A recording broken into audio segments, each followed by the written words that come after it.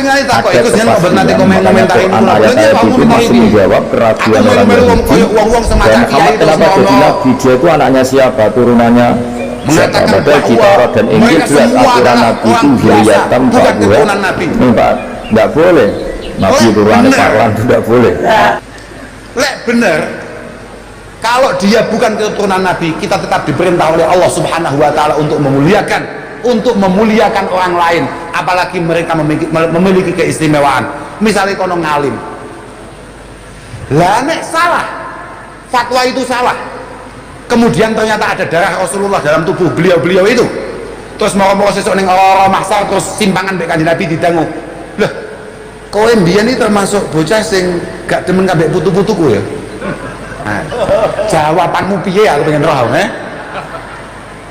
simpangan kabeh Kanjeng Nabi, terus moro-moro kowe mbiyen termasuk wong sing kampanye anti kabeh putu-putuku ya. Saya kadang geli mendengarkan apa yang disampaikan Gus Kausan. Seumpama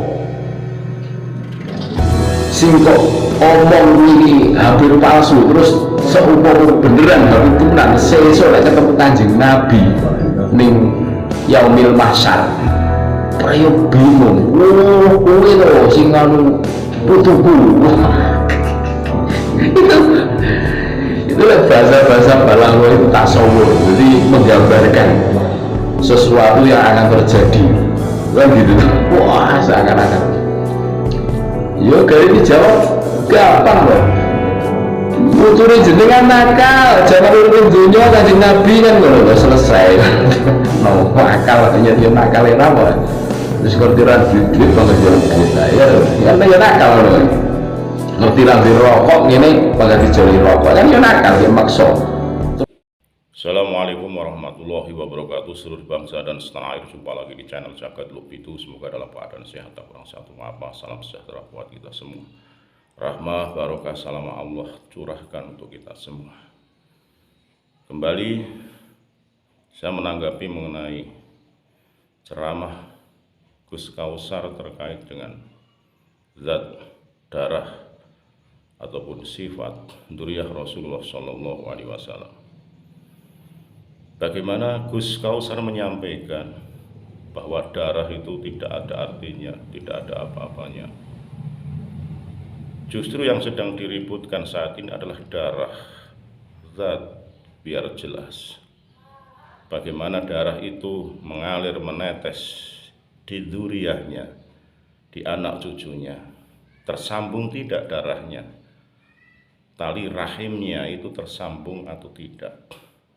Kalau Gus Kausar menyampaikan bahwa darah itu tidak ada artinya, menyampaikan bahwa saya itu anak kiai dan yang ngalim itu kiainya, itu sifatnya bukan zatnya. Kalau darah ya tetap darah, panjenengan nggih putrane Simbah Kiai Zazuli itu nggih.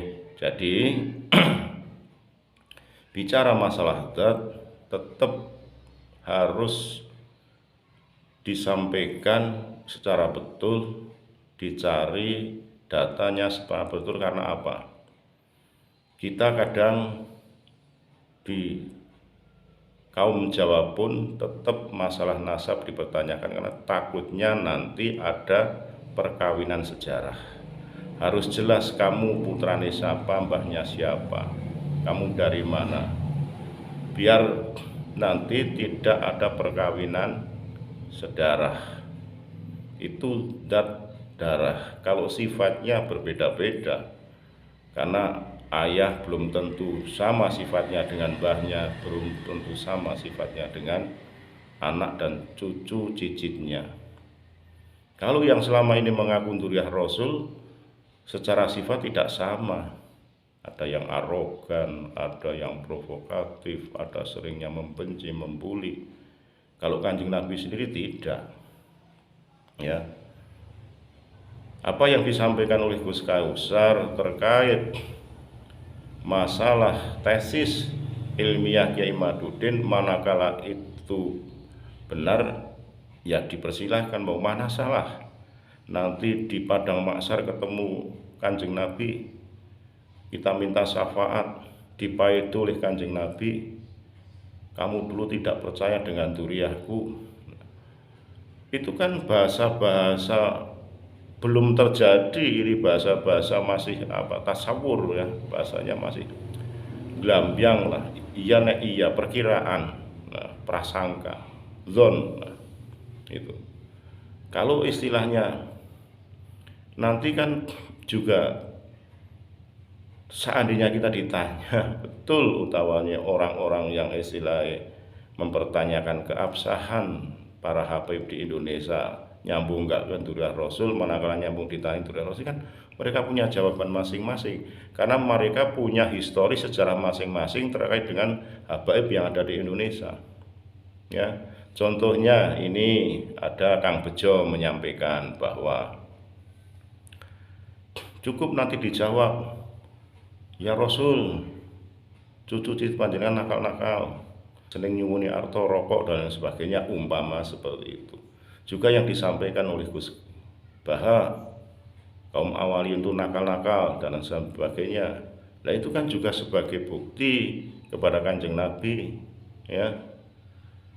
Juga Kanjeng Nabi kan dalam hadisnya pernah itu meriwayatkan bahwa besok akan terjadi seperti fitnah yang datang dari telapak kakiku. Maksudnya telapak kakiku itu mungkin ditafsiri sebagai dzurriyyahnya beliau, sebagai cucu cicitnya beliau yang tidak sesuai akhlaknya seperti Rasulullah Muhammad SAW. Gitu. Jadi kalau saya menyampaikan, boleh menyampaikan terkait dengan ceramahnya Gus Kausar mengenai darah, itu tidak bisa tertukar. Kalau darah tetap darah dan tidak bisa diremehkan, digampangkan, karena keabsahan mengenai nasab ini harus, karena tidak mungkin seorang nabi punya keturunan yang jauh menyimpang dari Kanjeng Nabi, tidak. Termasuk Kanjeng Nabi kok punya bapak apa yang seperti digambarkan oleh Busba, itu tidak mesti sampai dengan kakek buyutnya itu orang baik semua. Menurunkan Nabi kok nulen Nabi dari Paino, katakan katanya Busba kan seperti itu, atau dari Parmen atau siapa, tidak bisa seperti itu. Jadi apa yang disampaikan oleh Gus Kausar ini nyun sewu bisa masih terbantahkan. Justru malah beliau dengan statement seperti itu, ceramah itu mengakui, malah justru kalau pendapat saya mengakui tesis ilmiahnya Kiai Haji Madun itu sahih, itu kan, karena dibantah dengan ceramahnya. Kalau tidak sahih tidak usah dibantah, saya kira lewat ceramah atau pidato seperti Gus Baha, seperti Kiai Anwar Zain nggak pernah menyinggung masalah kenasaban Robito Alawiyah ini. Karena apa? Mereka juga berpolemik. Nek iya tersambung ya monggo, tidak kan juga dikomentari juga berpolemik. Nah, apalagi mereka seorang dai, seorang penceramah. Tapi kalau istilahnya kok karena kedekatan dengan Habib atau kedekatan dengan siapapun menyampaikan itu dalam bentuk ceramah yang notabene bertentangan dengan tesisnya Kiai Madudin, kan justru malah masyarakat yang menilai, menyayangkan seorang Gus Kausar yang mana saya itu mengagumi sebagai muhibin beliau, saya orang beliau, menyampaikan hal seperti itu kan saya menyayangkan gitu loh, sangat menyayangkan. Kalau saya nilai itu golek keselamatan dewek gitu. Coba nanti kalau kita ayo mau ngomong apa, ayo ngomong itu kan golek keselamatan sendiri. Tidak bisa ngomong kaum atau masyarakat yang sedang menyampaikan kebenaran itu mau mulai selamat dewek bahasanya gitu.